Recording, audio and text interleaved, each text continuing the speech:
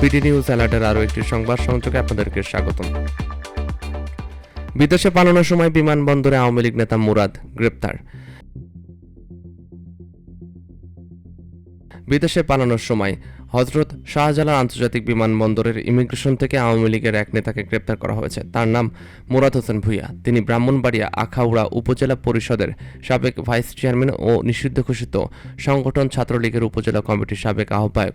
বিমানবন্দরে ইমিগ্রেশন সূত্রে জানা গেছে, রোববার 28 সেপ্টেম্বর দিবাগত রাত 9টার দিকে হযরত শাহজালাল আন্তর্জাতিক বিমানবন্দরের ইমিগ্রেশন থেকে তাকে গ্রেপ্তার করা হয়।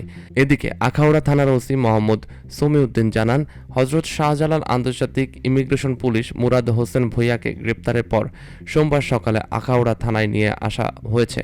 তিনি বিস্ফোরক দ্রব্য আইনের একটি মামলায় এজাহারভুক্ত আসামি। প্রয়োজনীয় আইনি ব্যবস্থা গ্রহণের পর তাকে আদালতে সোপর্দ করা হবে। জানা গেছে, গত বছরের 5 আগস্টের পর থেকে মুরাদ হোসেন আত্মগোপনে ছিলেন। তিনি আখাউড়া উপজেলার ধরখার ইউনিয়নের ভাট মাথা গ্রামের বাসিন্দা।